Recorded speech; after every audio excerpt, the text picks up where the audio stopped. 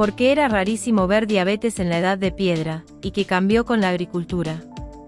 Hay algo profundamente extraño en nuestra época. Vivimos rodeados de tecnología, medicina avanzada y alimentos disponibles las 24 horas del día. Sin embargo, nunca en la historia había tanta gente con problemas graves de azúcar en sangre. Hoy, aproximadamente, 1 de cada 3 adultos en muchas sociedades modernas es prediabético.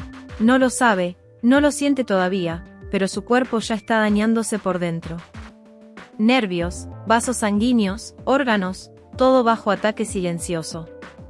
Ahora compáralo con esto. Durante más de 2.5 millones de años, a lo largo del Paleolítico, y durante los milenios del Mesolítico, millones de seres humanos comieron todos los días. No una vez, varias. Trabajaban físicamente de manera extrema, vivían en condiciones de exposición total a los elementos y no tenían médicos, ni suplementos ni fármacos. Y aún así, la diabetes tipo 2 simplemente no existía, no era rara, no era poco común, era esencialmente inexistente. Esto no es una opinión, es un hecho respaldado por la evidencia antropológica y paleopatológica. Investigaciones modernas han analizado restos óseos y dentales de cazadores-recolectores y de las primeras sociedades agrícolas del Neolítico, buscando señales claras de enfermedades metabólicas, deformaciones óseas específicas, patrones de desgaste dental vinculados a dietas altas en carbohidratos refinados, marcadores de inflamación crónica sistémica. El resultado es inquietante. Prácticamente ningún caso de lo que reconocemos como diabetes tipo 2. Había evidencias de lesiones por trauma, de infecciones, de periodos de estrés nutricional, pero no de este colapso metabólico crónico. Entonces surge una pregunta incómoda. ¿Cómo es posible que personas que dependían de la caza, la recolección y luego de una agricultura incipiente, que estaban sujetas a hambrunas estacionales y a un esfuerzo físico brutal, mantuvieran un metabolismo glucémico esencialmente perfecto durante toda su vida, mientras que nosotros, con todo nuestro conocimiento, estamos colapsando? La respuesta no es comer menos. Los cazadores-recolectores del Paleolítico, cuando tenían éxito, comían cantidades considerables, especialmente después de una caza grande. Tampoco es una cuestión de genética. Nuestro genoma es en un 99,9% el genoma del Paleolítico. Somos, literalmente, hombres y mujeres de la edad de piedra perdidos en un mundo moderno. Algo cambió, y ese cambio fue radical, y su epicentro tiene un nombre: la Revolución Neolítica. Para entenderlo, hay que desmontar una de las mayores mentiras modernas sobre la alimentación, la idea de que todos los carbohidratos son iguales, y que el problema es simplemente comer carbohidratos. La dieta del Paleolítico no estaba exenta de carbohidratos, pero eran carbohidratos de un tipo completamente distinto al que consumimos hoy. La principal fuente de energía glucémica para un cazador-recolector no era el pan ni la pasta, sino los tubérculos silvestres, las raíces, los bulbos, algunas frutas estacionales y la miel, que era un recurso escaso y difícil de obtener. Estos alimentos tenían una estructura completamente distinta. Los tubérculos silvestres, como los antepasados de la zanahoria o el ñame, estaban llenos de fibra indigerible, almidones resistentes y se digerían con extrema lentitud. Cuando esos carbohidratos llegaban al estómago, el cuerpo tardaba horas en descomponerlos en glucosa. La energía se liberaba poco a poco, de forma constante y predecible. No había subidas bruscas ni caídas repentinas. El páncreas trabajaba de manera suave y eficiente, liberando pequeñas cantidades de insulina cuando era necesario. El carbohidrato moderno, en cambio, ha sido transformado, refinado, extruido y procesado para que se deshaga en la boca y se convierta en azúcar en la sangre en cuestión de minutos. Cuando comes pan blanco, cereal de desayuno o cualquier producto hecho con harina refinada, tu torrente sanguíneo se inunda de glucosa casi de inmediato. El páncreas entra en pánico y libera una gran oleada de insulina para controlar el daño. Hace eso varias veces al día, todos los días, durante años, y eventualmente el sistema se agota y se rompe. Pero el cambio crucial no fue solo la invención de la harina, sino el tipo de planta que comenzamos a cultivar masivamente. Los cereales del Neolítico temprano, como el trigo escanda o la cebada primitiva, eran todavía relativamente altos en fibra y bajos en gluten, y se procesaban de manera rudimentaria. El verdadero punto de inflexión metabólico llegó mucho después, con la selección artificial intensiva y el procesamiento industrial, pero la semilla del cambio se plantó en la Edad de Piedra, en la transición de una dieta diversa a una dieta basada en unos pocos granos. Y aquí es donde el guión comienza a complicarse de manera fascinante. Suscríbete al canal porque lo que viene a continuación es la clave para entender por qué nuestra biología está en conflicto con nuestro plato. La dieta del Paleolítico era, por naturaleza, baja en carbohidratos de alta carga glucémica y alta en algo que protegía el metabolismo, la fibra no soluble y soluble en cantidades masivas. Un cazador-recolector podía consumir fácilmente más de 100 gramos de fibra al día, provenientes de hojas verdes, tallos, raíces, cortezas comestibles y frutos secos.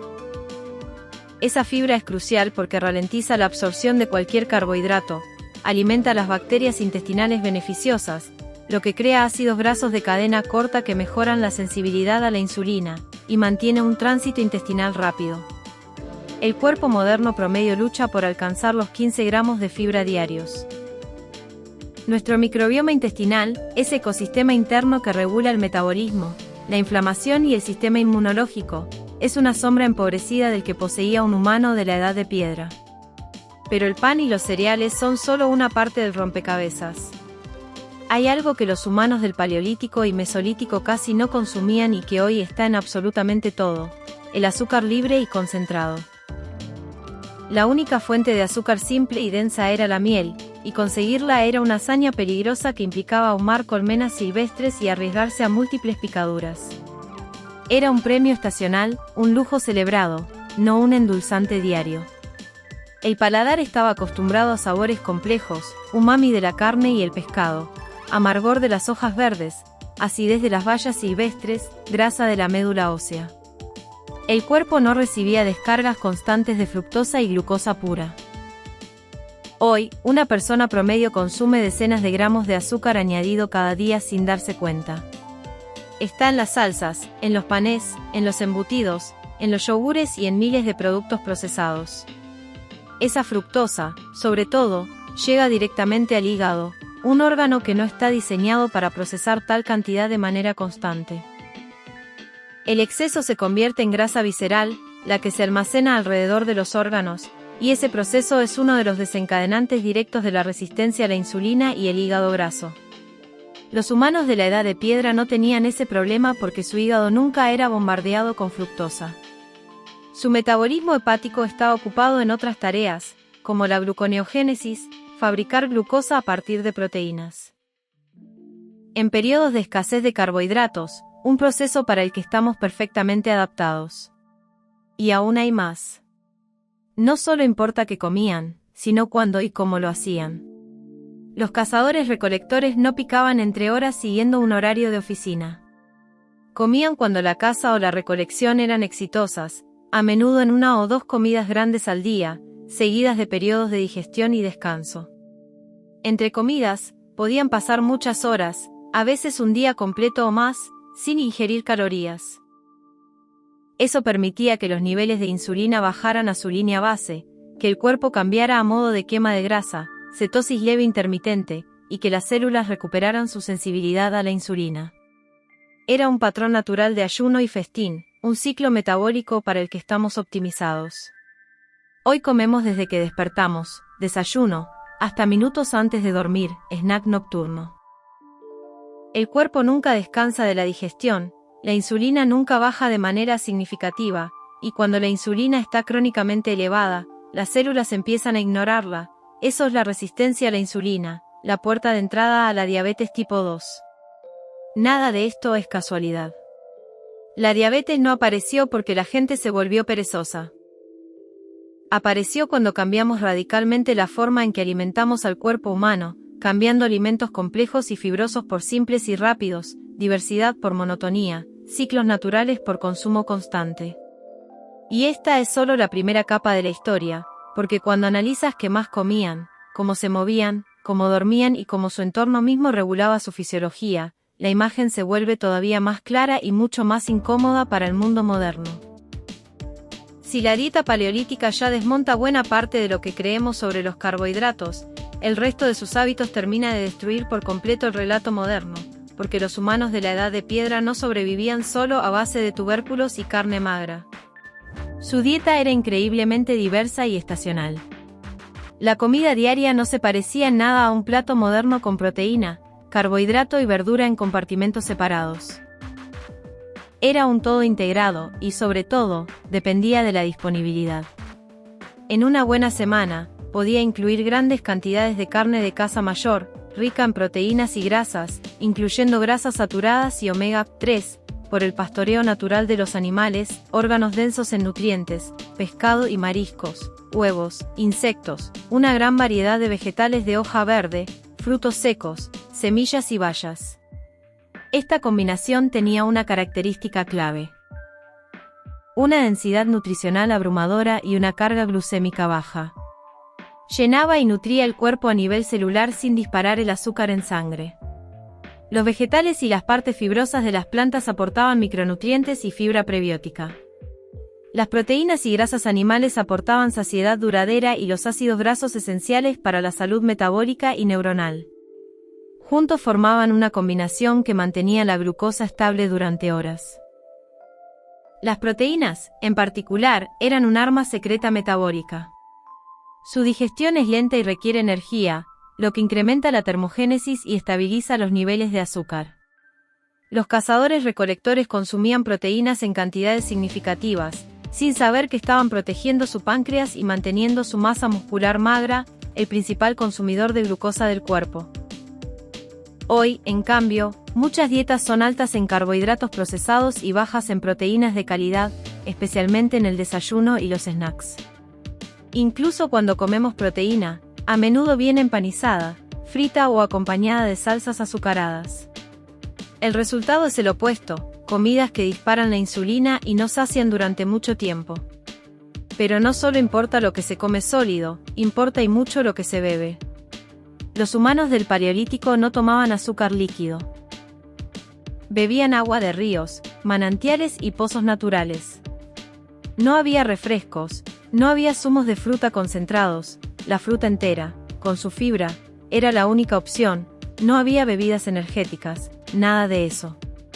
Y esto es crucial. El azúcar en formato líquido es el más peligroso desde el punto de vista metabólico. Cuando bebes azúcar, entra en la sangre de forma casi inmediata, sin el freno de la fibra y sin el proceso de masticación que envía señales de saciedad al cerebro.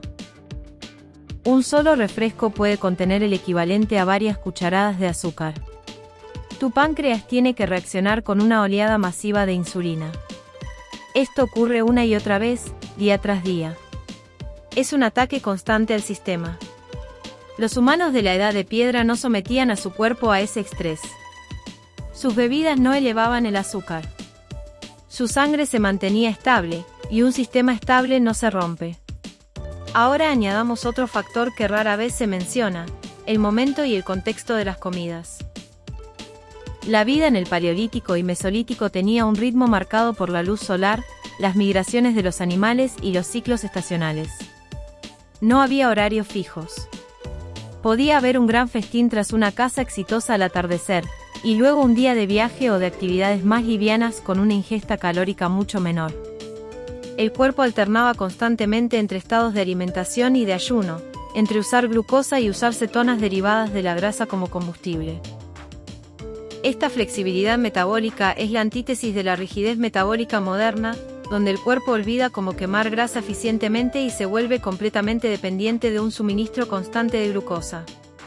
Este detalle es más importante de lo que parece. Cada vez que comes, especialmente carbohidratos, tu cuerpo libera insulina. Si comes constantemente, la insulina nunca baja. Y cuando la insulina nunca baja, las células se insensibilizan. Eso es la resistencia a la insulina, el paso previo a la diabetes. Los humanos antiguos, sin saberlo, daban a su cuerpo largos periodos sin insulina elevada. Eso permitía que se quemaran las reservas de grasa, que las células se recuperaran y que el sistema se mantuviera sensible. Nosotros hacemos justo lo contrario. Comemos desde que despertamos hasta que nos acostamos, incluso cuando no tenemos hambre real. Comemos por hábito, por aburrimiento, por estrés o porque es la hora. El cuerpo no tiene descanso metabólico. Y todavía hay otro punto clave que suele ignorarse: la densidad calórica y el esfuerzo para obtener la comida. La comida paleolítica requería trabajo para ser obtenida: cazar, recolectar, despiezar, machacar, cocinar en un fuego que también había que mantener. Este proceso consumía calorías y tiempo. La comida moderna, hipercalórica y ultraprocesada, requiere cero esfuerzo. Puedes consumir 1000 calorías en un minuto sin mover un músculo importante y sin sentirte físicamente lleno porque carece de volumen y fibra. Eso rompe por completo la regulación natural del apetito, que está ligada al esfuerzo y al volumen intestinal.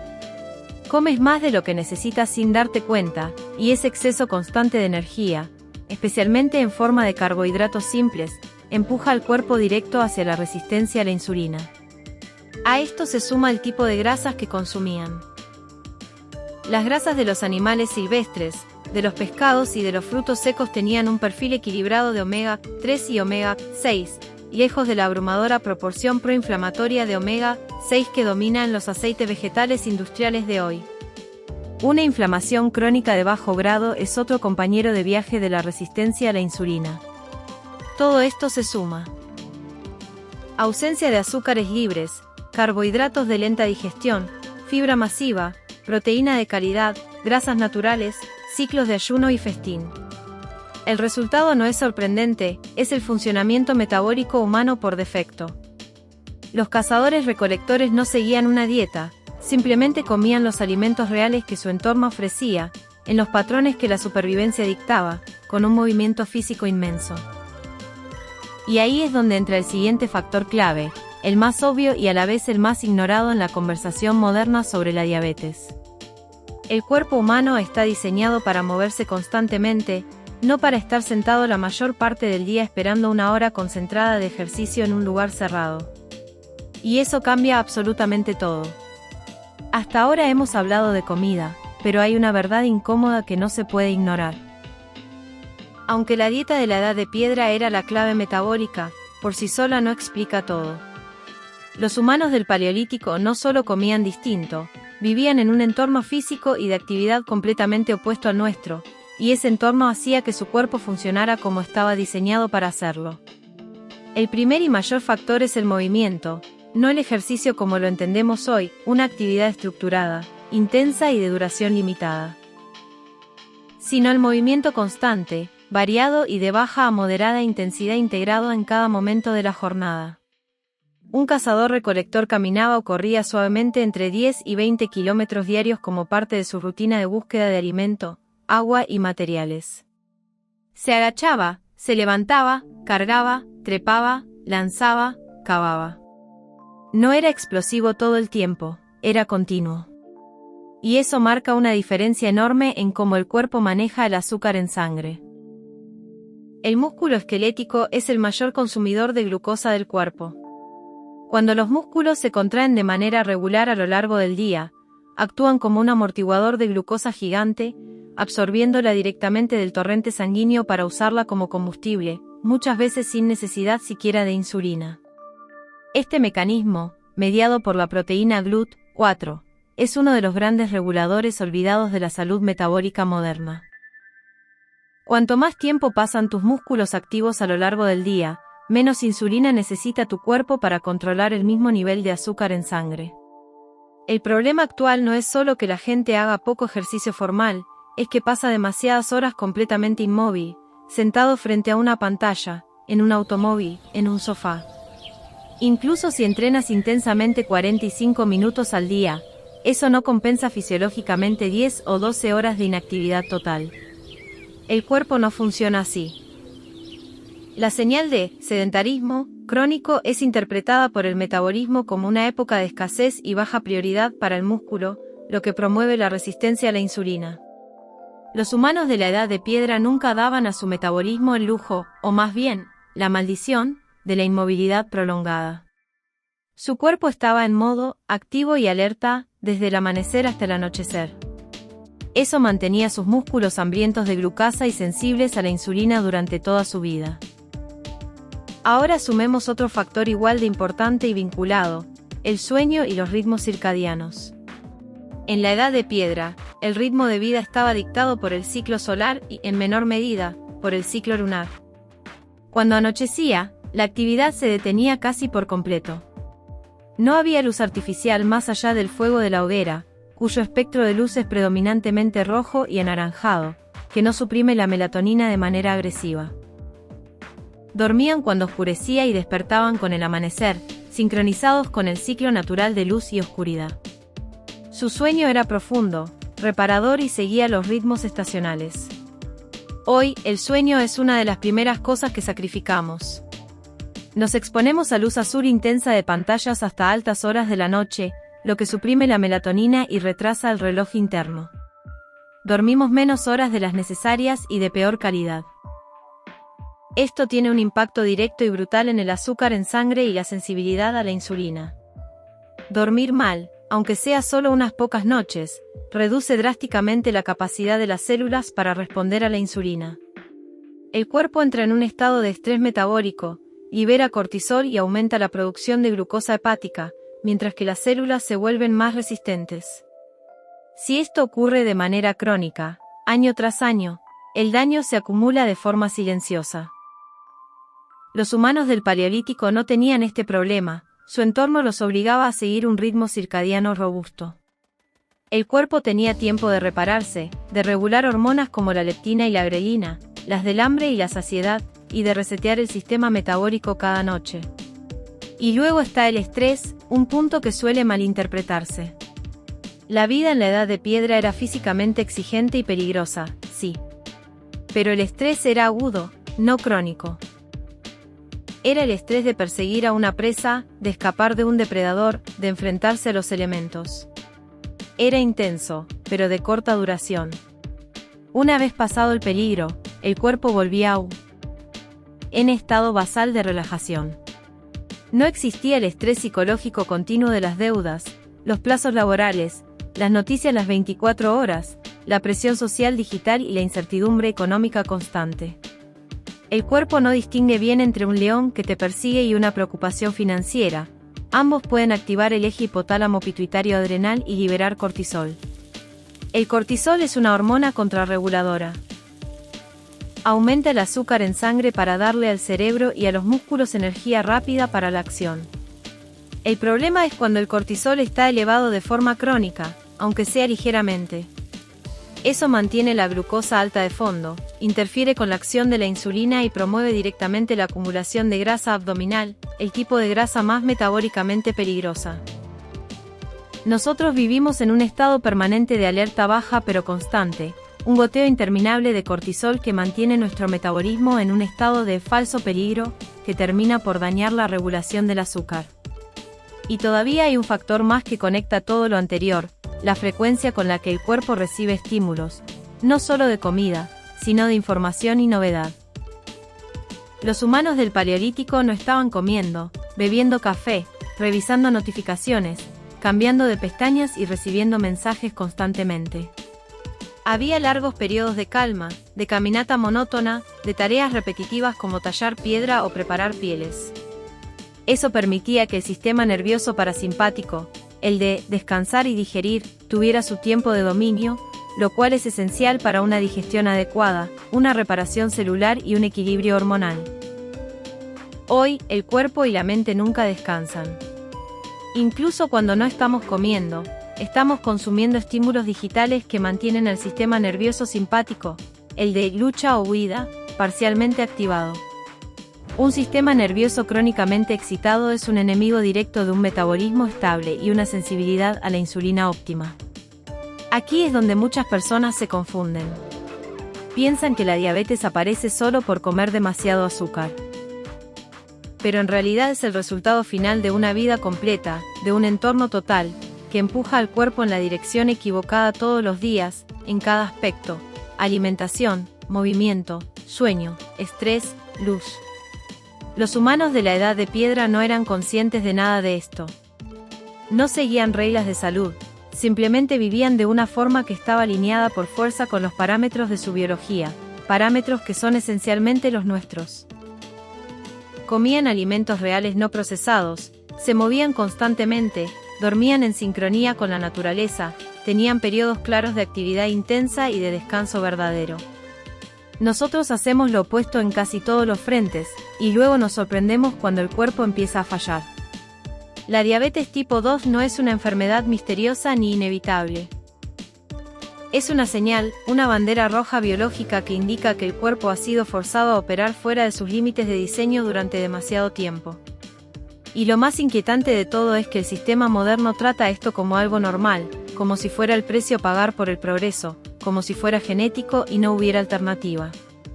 Pero la alternativa ha existido durante más del 99% de nuestra historia como especie. En la última parte de este viaje vamos a cerrar el círculo. Veremos por qué el punto de quiebre no fue la edad de piedra, sino lo que vino después, y que podemos aprender de nuestro pasado más profundo sin tener que renunciar a los beneficios de la modernidad. Porque entender el problema es solo el primer paso. La parte más importante, y la más esperanzadora, es la que viene ahora.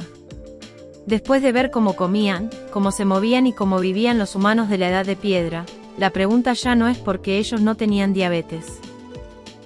La pregunta real, y mucho más incómoda, es porque nosotros aceptamos que sea normal y casi esperable tenerla en la mediana edad. Porque eso es lo que ocurre hoy. La prediabetes y la diabetes tipo 2 se presentan como una consecuencia inevitable del envejecimiento, de la mala suerte, genética o simplemente del progreso.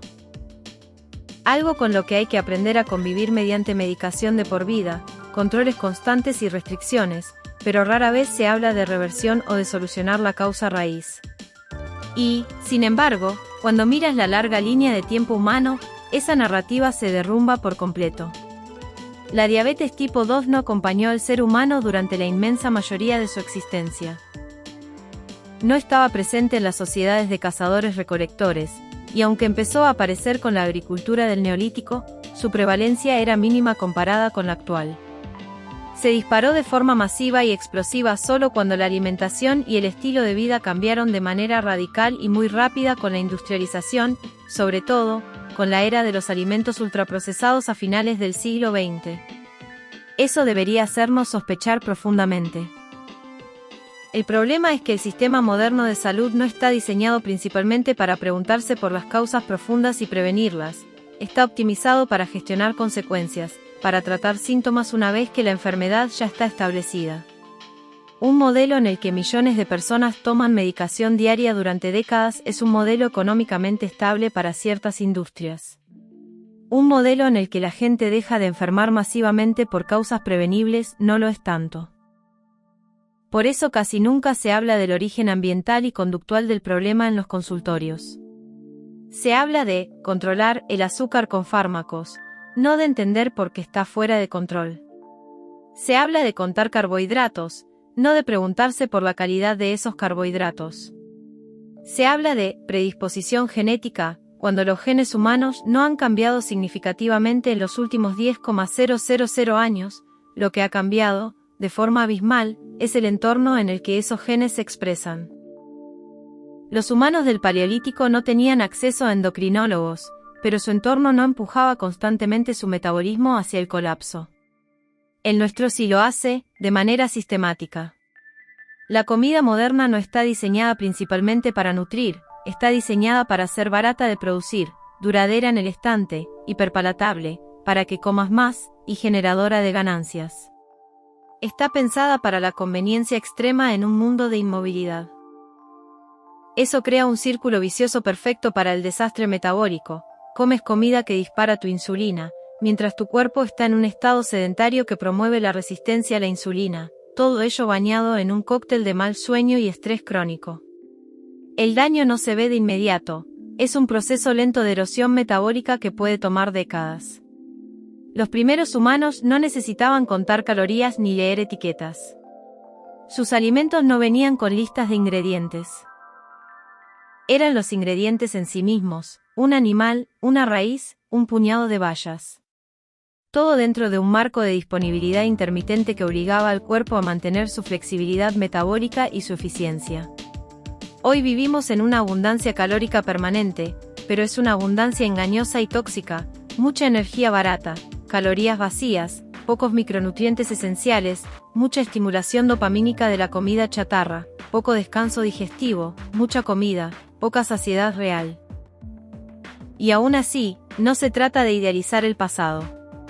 La vida en la Edad de Piedra era dura, brutal en muchos casos, y corta por razones de mortalidad infantil, infecciones y accidentes. Nadie en su sano juicio querría volver a eso. La lección no es vivir exactamente como un cazador-recolector del Paleolítico. La lección, y este es el mensaje crucial, es entender que principios fundamentales de aquella vida son los que protegían el metabolismo humano, y luego traducir esos principios al mundo moderno. Principios simples, pero increíblemente incómodos para las dinámicas sociales y económicas actuales. Principios como priorizar alimentos enteros, mínimamente procesados, que el cuerpo reconozca. Evitar como la peste los azúcares añadidos y las harinas refinadas. Incorporar el movimiento constante y no sedentario en la vida diaria, caminar, usar las escaleras, pararse regularmente, no solo el ejercicio de gimnasio. Proteger el sueño y respetar los ritmos circadianos, reduciendo la exposición a luz azul por la noche. Gestionar el estrés crónico mediante técnicas como la meditación o simplemente pasar tiempo en la naturaleza, y, quizá el más importante de todos, permitir periodos de descanso digestivo, es decir, practicar alguna forma de ayuno intermitente que simule los ciclos naturales de alimentación y ayuno para los que estamos diseñados. Nada de esto es extremo, nada de esto es revolucionario desde un punto de vista biológico, y sin embargo, casi todo va en contra de la corriente principal del estilo de vida industrializado. Por eso resulta más fácil para el sistema médico y para nosotros mismos decir que la diabetes es inevitable. Es una explicación cómoda. Quita responsabilidad al entorno tóxico que hemos creado, a las prácticas de la industria alimentaria y a las decisiones colectivas sobre urbanismo y trabajo. Convierte un problema creado por el sistema en un problema individual y moral, una falla de voluntad que cada persona debe gestionar con fuerza de carácter. Pero la historia y la antropología demuestran otra cosa con una claridad abrumadora. Cuando poblaciones enteras que han vivido de manera tradicional, con dietas no procesadas y altos niveles de actividad, son introducidas de golpe a la dieta y al estilo de vida occidental, la diabetes y la obesidad aparecen en 1 o 2 generaciones, como un reloj. Ha ocurrido con los indígenas de Norteamérica, con los isleños del Pacífico, con poblaciones rurales de Asia. Y cuando algunas de estas poblaciones, o incluso individuos en sociedades modernas, recuperan aunque sea parcialmente algunos de estos principios, como volver a una dieta basada en alimentos reales y moverse más, los indicadores metabólicos mejoran de forma dramática, a veces hasta la remisión de la diabetes. No es magia. No es una dieta de moda. Es biología básica. El cuerpo humano no está roto ni defectuoso. Es una máquina de precisión evolucionada durante millones de años, y está reaccionando exactamente como fue diseñada para reaccionar ante un entorno de azúcar constante, sedentarismo obligado, estrés psicológico crónico y alimentos artificiales. Los humanos de la Edad de Piedra no eran más disciplinados ni tenían más fuerza de voluntad, simplemente no estaban expuestos a ese entorno que sabotea la biología. Y aquí está la parte más incómoda y a la vez más esperanzadora de toda esta historia. Lo sabemos. Sabemos qué está pasando, sabemos por qué ocurre, sabemos qué hábitos básicos protegen el metabolismo. La ciencia es clara. Y aún así, como sociedad, seguimos empujando en la dirección contraria, porque cambiar esto implica cuestionar industrias poderosas, implica rediseñar ciudades para que sean caminables, implica reformar los entornos laborales, implica aceptar que muchas de las comodidades que consideramos progreso tienen un coste biológico enorme que estamos pagando con nuestra salud. Es más fácil, a corto plazo, recetar una pastilla que cambiar un sistema. Pero cada vez más personas están empezando a darse cuenta, a un nivel visceral, de que algo no encaja. de que no puede ser normal ni aceptable que una enfermedad que era prácticamente inexistente durante casi toda la historia humana hoy afecte a cientos de millones de personas. De que el cuerpo humano no falló de repente, fue el entorno el que falló, o más bien, fue diseñado sin tener en cuenta nuestra biología ancestral. La historia de la salud metabólica en la Edad de Piedra no es una mera curiosidad arqueológica. Es un espejo. Un espejo que nos muestra cómo funciona el cuerpo humano cuando no se le sabotea constantemente desde todos los frentes. Nos recuerda que la salud metabólica, la sensibilidad a la insulina, los niveles estables de energía y la ausencia de enfermedades crónicas relacionadas con el azúcar no son un lujo moderno ni una meta inalcanzable. Son el estado natural, el estado por defecto del ser humano cuando vive en condiciones que respetan su diseño evolutivo. Y quizás la pregunta final, la más importante, no sea solo qué comían o cómo vivían ellos. La pregunta es, ¿qué tanto de ese diseño fundamental, de esos principios atemporales, estás dispuesto a recuperar y a defender en tu propia vida, en medio del mundo moderno? Porque el conocimiento, ahora, lo tienes. La pelota, como se suele decir, está en tu tejado. Si este viaje a nuestros orígenes te ha hecho replantearte algo, comparte este video con alguien a quien le importe su salud a largo plazo. Y suscríbete, porque seguiremos explorando, desde la Edad de Piedra, las respuestas a los problemas más modernos.